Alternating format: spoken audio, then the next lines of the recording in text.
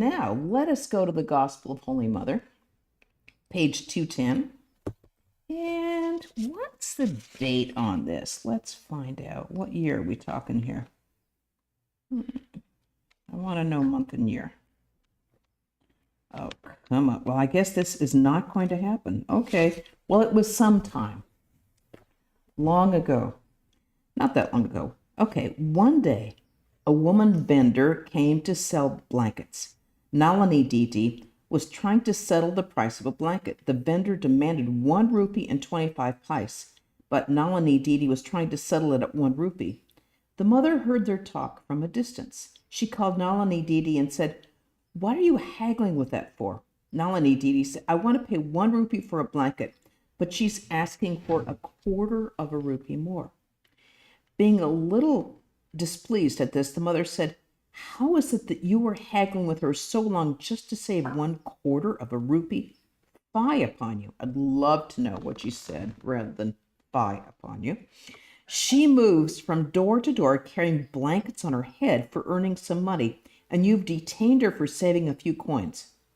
Moreover, what do you want a blanket for? You have everything. Still you want to purchase 1 more blanket." Then pointing at me, the mother said, "It would be rather nice if you could give 1 blanket to my daughter. She doesn't use anything except a blanket. But she possesses only 1 blanket. She passes the winter days with this. Still, she does not ask anyone for another piece of blanket. She has perhaps never used more than 2 saris at a time throughout her life. In spite of this, she is quite happy. You don't see the bright side of others." I was simply stupefied.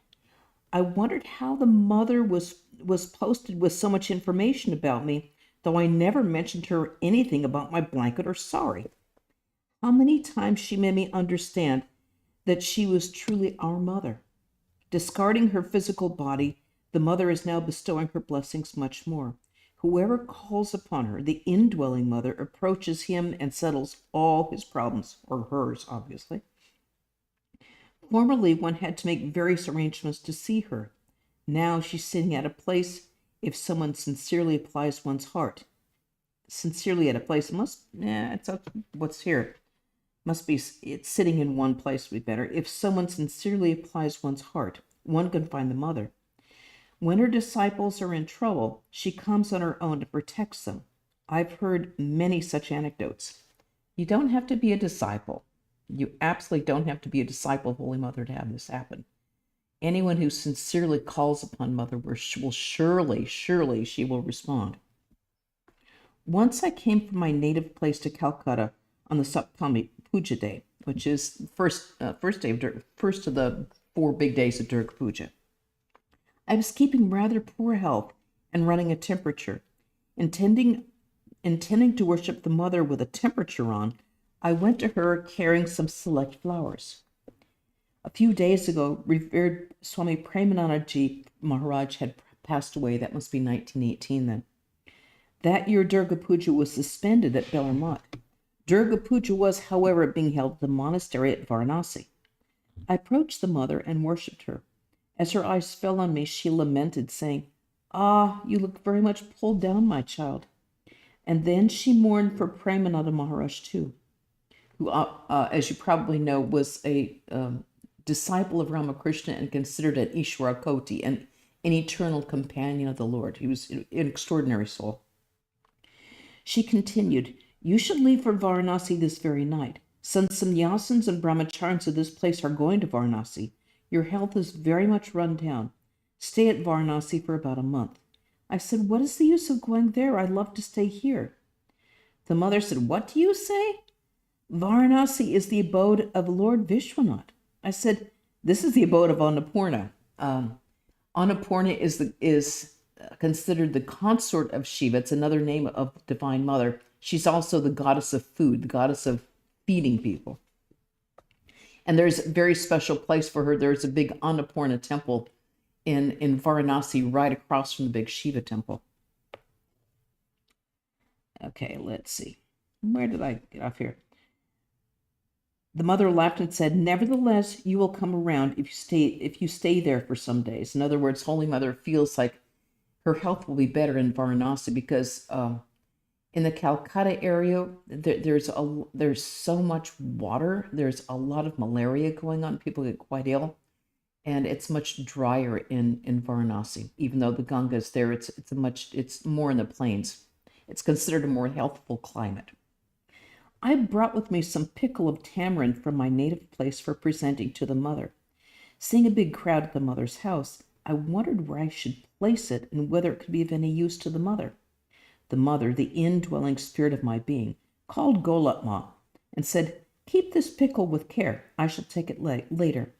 Give my daughter some fruits for her consumption during her journey." I received them. We left for Varanasi. Varanasi was in the grip of a virulent kind of influenza at the time. Oh, that's great. As soon as the monks saw me, they said, "Now the attack of influenza is so devastating here that you, instead of regaining your health, are very likely to contract influenza and suffer."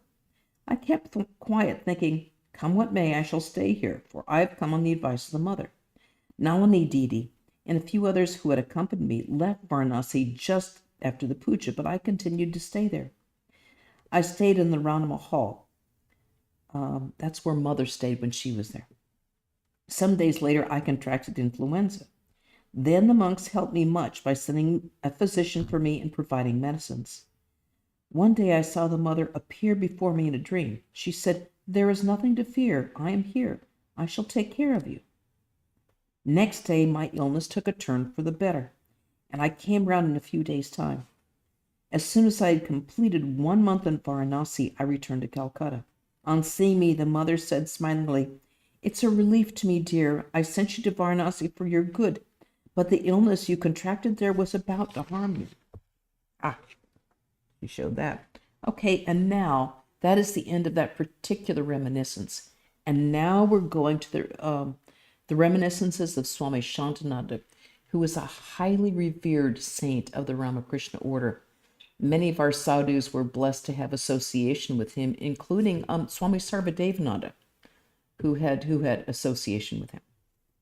A great, great, great soul and a disciple of Holy Mother. I asked the Holy Mother, "How shall I lead a spiritual life, Mother?" She said, "Spend your days as you are doing now. Pray to him earnestly and remember him always." Disciple.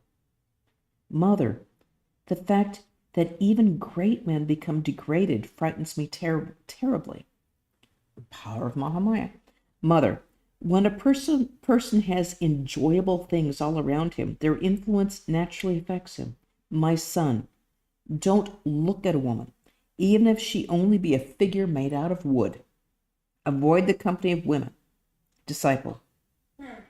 Men can't do anything on their own. It is he who is making them do all that they do. Mother. True. It is he that is causing men to do everything. But do they have understanding? Being filled with egotism, they think that they are the doers of everything, and they don't have to depend on God. Those who rely on him are protected by him from all dangers. That's such an important thing for us to think about, because everybody is like really freaked out about COVID, and naturally, it's not an unfounded fear. It's obviously going up everywhere, and there's a lot of this subliminal sort of like, oh my God, what if? But it's really important to remember.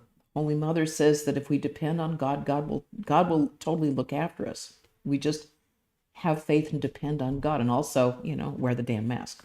Okay. So it's like, use your common sense. Then, pointing to a monk, the mother continued, "The master used to say, 'Monk, beware.'" Or actually, he used to say sadhu, like anyone who's leading a spiritual life. Sadhu, beware. Be very careful. A monk always has to be on the alert. He should be cautious at all time. A monk's path is very slippery. In walking along a slippery path, one has to move cautiously at every moment. Is it easy to become a monk? A monk must not even glance at a woman. While walking, he should keep his eyes fixed on his toes. Those of us who've been to India were so put off by the fact that we ask a sadhu a question, he'd be staring at our feet. It's like we want to have some sort of hello, can you hear me? Do you see me? But they're simply trying to be, they're following the instructions of Holy Mother and trying to be good monks. They're aware of the problems that that can arise even subconsciously in the mind, just with a tiny little influence that can just perk up. So they're trying to be careful, though it's being on the opposite end of it, it's really annoying. While walking, he should keep his eyes fixed on his toes. The ochre cloth of a monk protects him as does a collar on a dog. No one hurts such a dog, for they know he has a master. A person's mind runs after bad things. If they want to act virtuously, the mind fails to cooperate. In earlier days, I used to leave my bed daily at 3 o'clock in the morning to meditate. One day I felt unwell, and out of laziness dispensed with the meditation. Because of this, my meditation was stopped for a few days. Therefore, if one wants to achieve something noble, he must be sincerely arduous, and seized with a firm resolve. When I used to stay at the Nahabat on moonlit nights, I would look at the reflection of the moon on the still waters of the Ganges and weeping, pray to God, there are stains even on the moon, but let my mind be absolutely stainless. During my stay there, the master forbade even Ramlal to see me, although he was a nephew. Nowadays, I talk with all and come out in the presence of others. And it's interesting that Ramakrishna himself said that had she not been so pure, I don't know how I would have reacted. Because it's like if she had said, no, I want you to act like a husband towards me, he said, I don't know. But because she herself was absolutely 100% completely pure, the question never arose in either of their minds.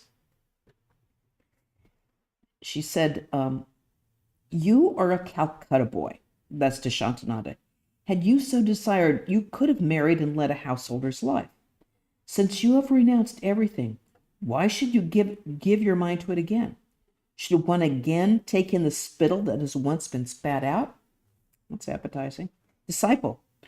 Mother, is it good to practice asanas, pranayama, and other exercises? Asanas are like different postures, and pranayama is breath control. Mother, asanas and pranayama endow one with occult powers, and those can lead a person astray. Disciple, isn't it good for a monk to go on to places of pilgrimage? Mother, if one's mind is at rest in a particular place, then what need is there to go to places of pilgrimage? Disciple, Mother, I don't have time even for meditation. Kindly make my kundalini awaken. Mother, it will certainly awaken. A little japa and meditation will awaken it. Does it wake up on its own? Do japa and meditation. The practice of meditation will lead your mind to such one-pointedness that you won't like to give up meditation. But when you do not achieve such concentration of mind, don't force yourself to meditation. That's a really good point that she's making there, because she said the mind is a delicate instrument. If you try to force it and just press yourself, the mind will react. There will naturally be a reaction, and then you'll have this aversion to meditation because you've tortured your mind. One of these great sadhus that Devi Pran and I met in Benares said, never get into a headlong confrontation with your mind. The mind will always win. You've got to kind of go about it and go through a different angle. Mother says, on such occasions, finish your spiritual practice by simply saluting the Lord.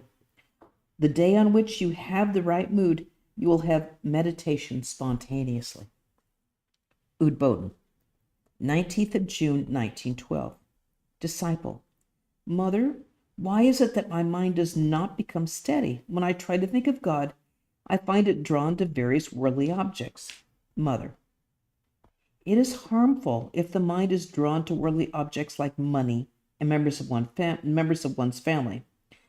And take this in the Indian context, because the members of your family, if you joined a convent or a monastery, are trying to get you to leave, especially if you're a monk. They're trying to pull you out of the monastery because They want you back at home where you can be earning money and have a family and take care of the parents. So that is really, in other words, if your mind's being pulled back to your old associations in the world, that's a bad thing. Nevertheless, the mind naturally dwells on one's daily activities. If you don't succeed in meditation, practice japa. Japa, the repetition of God's name, leads to perfection. One attains perfection through japa. If a meditative mood sets in, well and good. If not, don't force yourself to meditate. Okay, then we are now in November, December 1912. Disciple. Again, we're still with Swami Shantananda. For practicing spiritual disciplines in Varanasi, should one live in the monastery or in some lonely place? Mother. If you practice spiritual disciplines for some time in a solitary place like Rishikesh, you will find that your mind has gained in strength, and then you can live in any place or in the company of anyone without being the least affected by it. A sapling must be protected by a fence all around, but when it grows big, not even cows and goats can injure it. Spiritual practice in a solitary place is essential. And Sri Ramakrishna said on the solitary place, he said, Mone bone kone. In other words, in your solitary place, you may have your only solitary place may only be in a corner of your room, or in a kone, or in a bone, in a forest. You might be able to go into some place in a forested area that's quiet. And if you can't even do that, mone, inside your own mind. Because not every person has the ability to just go off and lead a solitary life in a cave or an ashrama in your little kutir or something for a few months. When worldly thoughts crop up in your mind and they possess it, then you should go away from the company of others and pray to him with tears in your eyes. He will remove all the dross of your mind and will give you understanding. Disciple, I don't have enough strength for doing spiritual disciplines. I've surrendered myself to your holy feet. Please do as you will. Listen to the words of this person who in 1912 says this and became one of the greatest saints of our contemporary Ramakrishna order. It's so good to remember that, because no one's born a saint unless you're an Ishwara Koti or a Ramakrishna Holy Mother. It's like these people had the same problem everybody else does, the same things, and they became spiritual lights for thousands of people, millions actually. With folded palms, the mother began praying to the master. May the master protect you in your vows of sannyasa. He's looking after you. What should you be afraid of? If the mind is kept engaged in some work, don't engage in silly thoughts. But if you sit idle, the mind is likely to indulge in various kinds of thoughts, which is why she was really very much a proponent of keeping busy. She said, you can't meditate 24 hours a day. Therefore, do some work and offer it to the Lord. Don't, because if you're just sitting there and letting the mind go idle, all sorts of crud is going to come up. Varanasi. 17th Paush, which is January, February 1912. Disciple, how and where should I perform spiritual disciplines?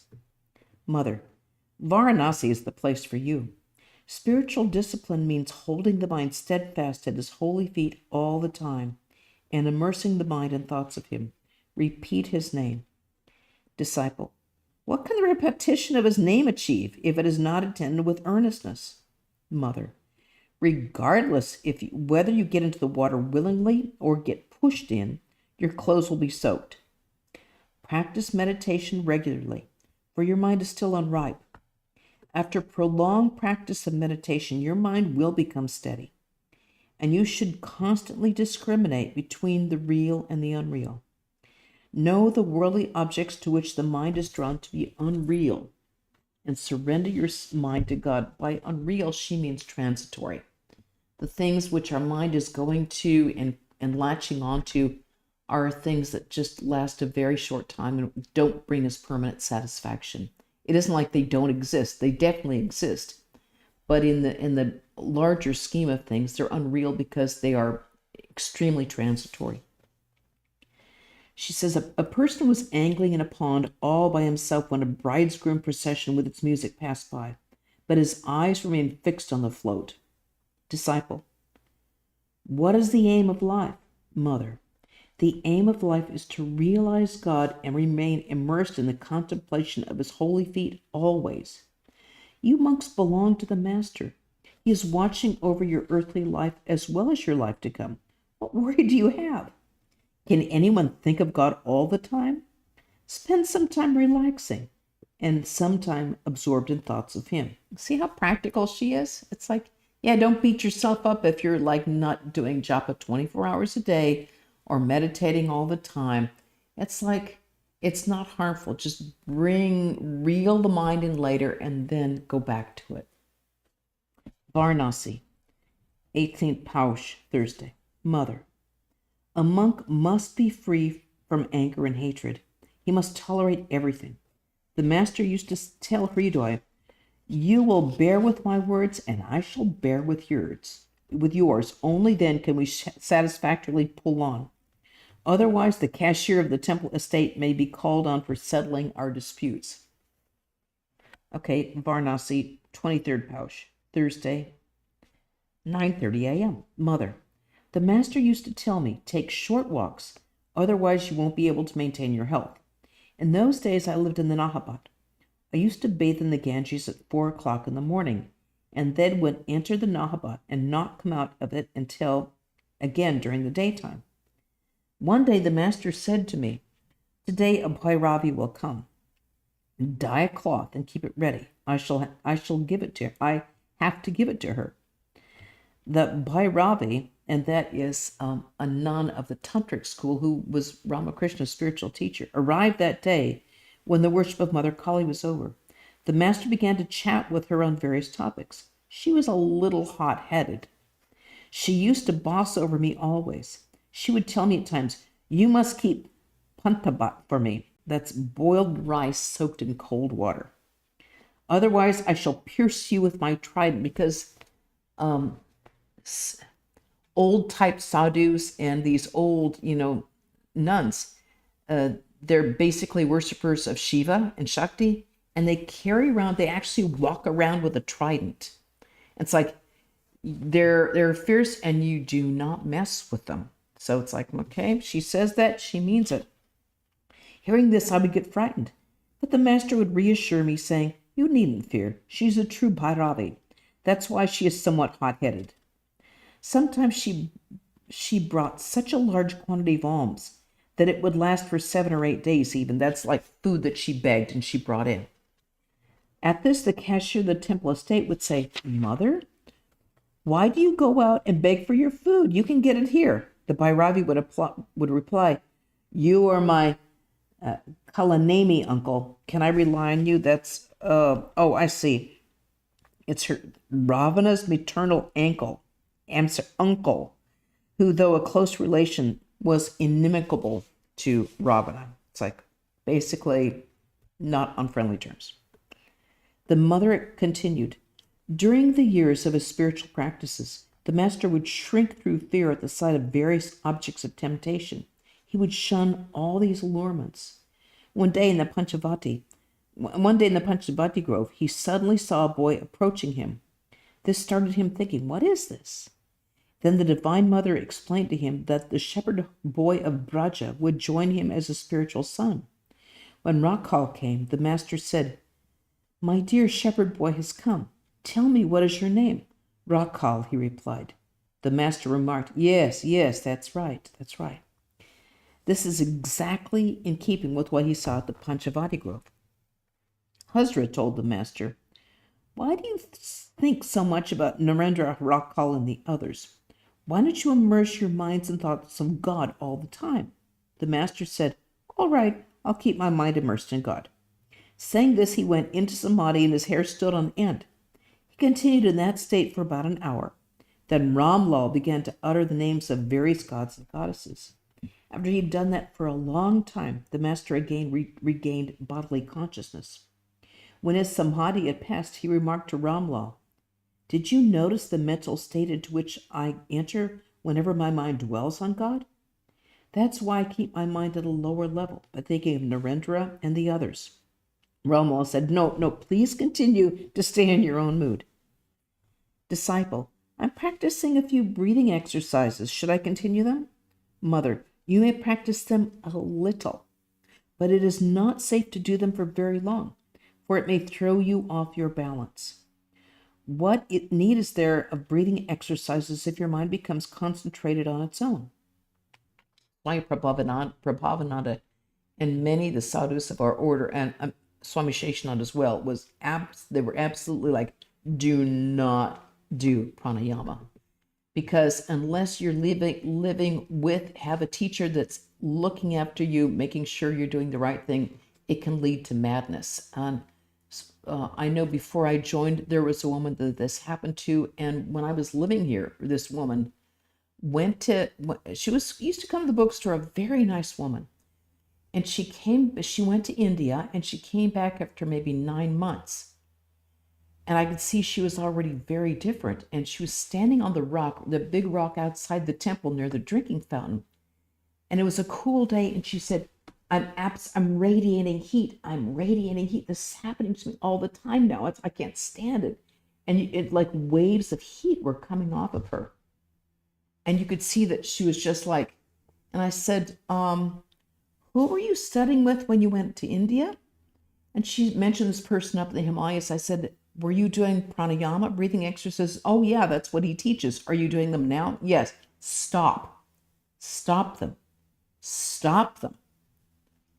I never saw her again, but I was very worried because you could see that, she built up the heat in her body, and unless you lead an absolutely, completely pure life, pure food, pure air, complete celibacy in body, mind, and speech, your body can't bear it.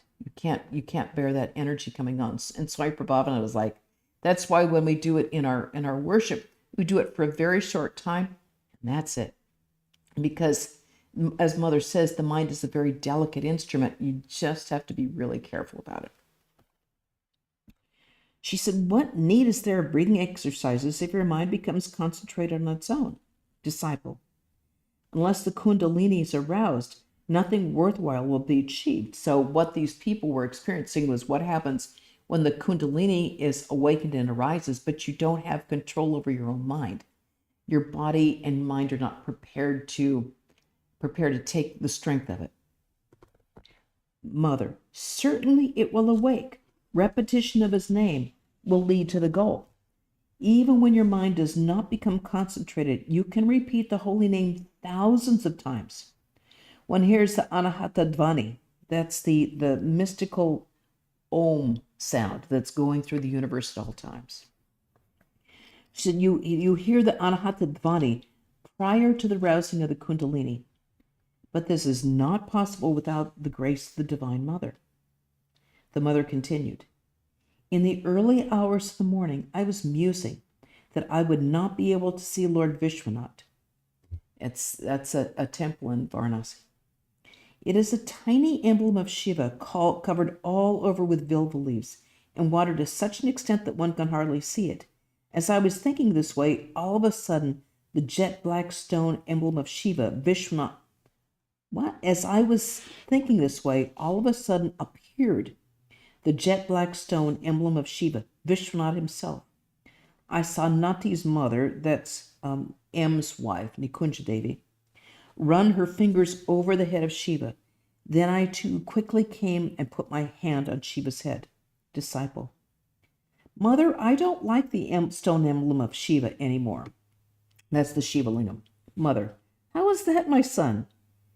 How many great sinners come to Varanasi and get emancipation by touching Lord Vishwanath? He is accepting the sins of all with perfect composure. When people come here on weekends and salute me, I feel a burning sensation in my feet. Only after I wash my feet can I be at peace again. Disciple, if the Lord is the Father and Mother of all, why does he induce people to commit sins?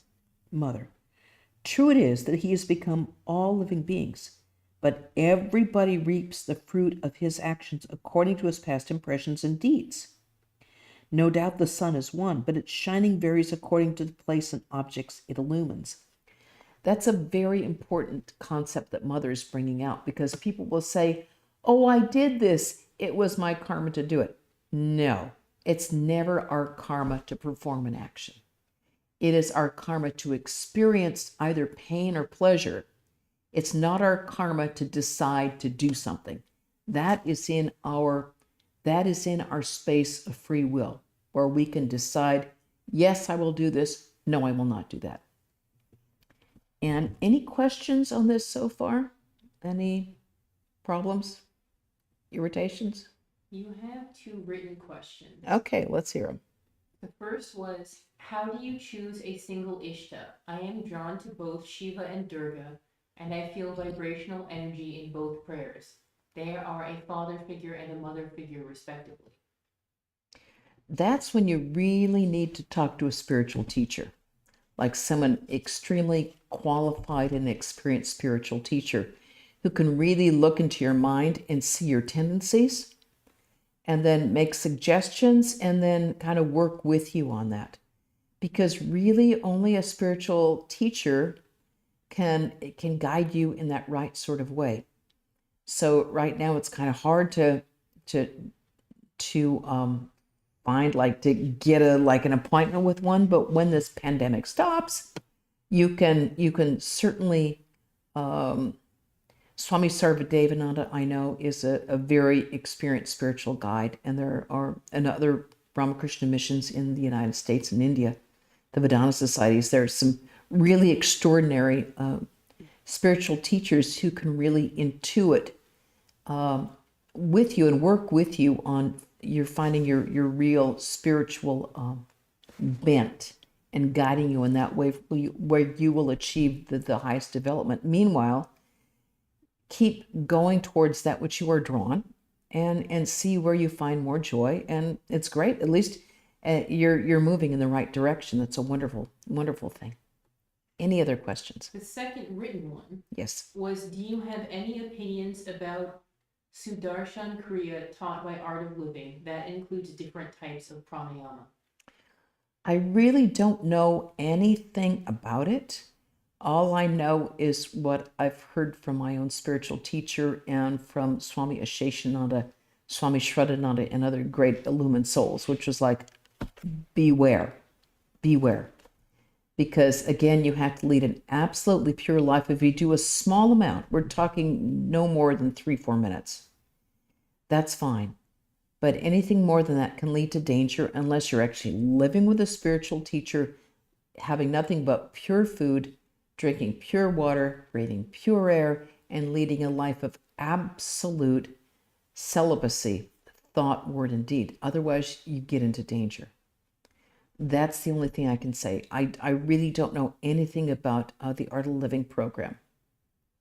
And I only know one person who's involved in it, and she's and I haven't seen her in a couple of years.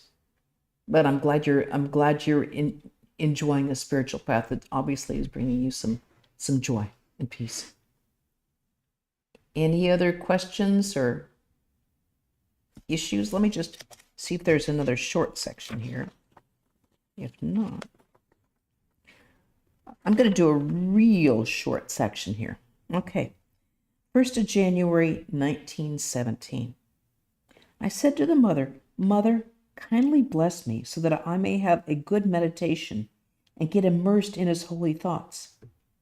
The mother blessed me by touching my head with her hand and said, "Also, you should always discriminate between the real and the unreal." And again, by that, she means that which is transitory and that which is eternal.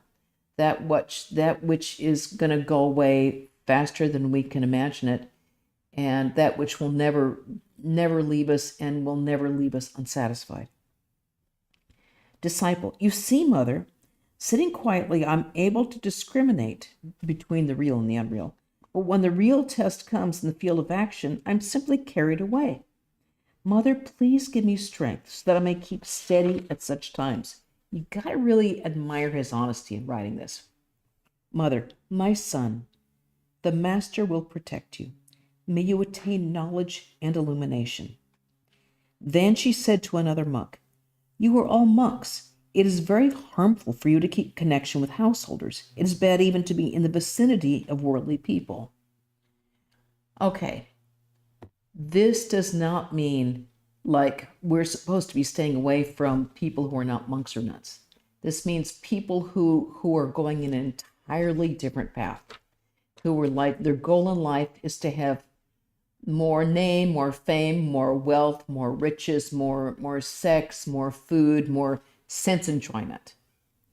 This means that people who are on a spiritual path need to stay together, all of us, so that we can be on this path together and encourage each other and strengthen each other.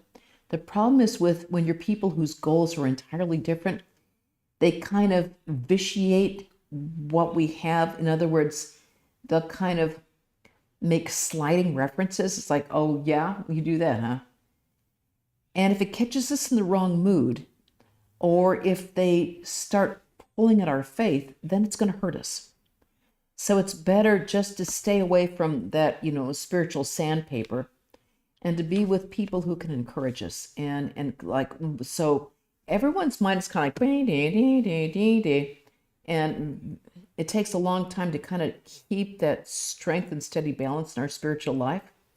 So we need people to kind of help us keep there, and not someone who's whacking at it, because that could, if we're not in a good place when we get that sandpaper, it can knock us down.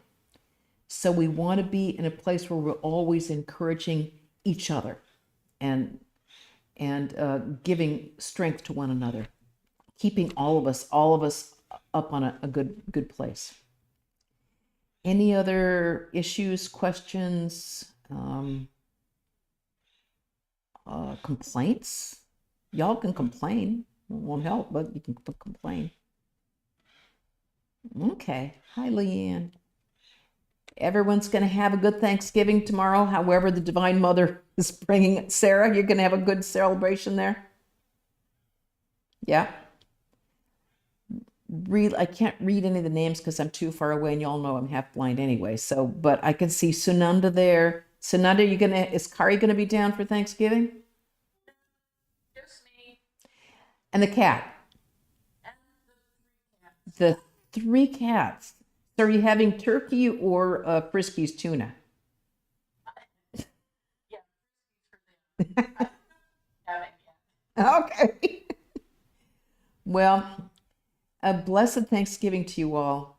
Have a joyful day. This is the way Divine Mother wants us to celebrate. So next year in Jerusalem, may it all be better. May it all be better. Have a beautiful celebration tomorrow. Jai Ma. Jai Ma.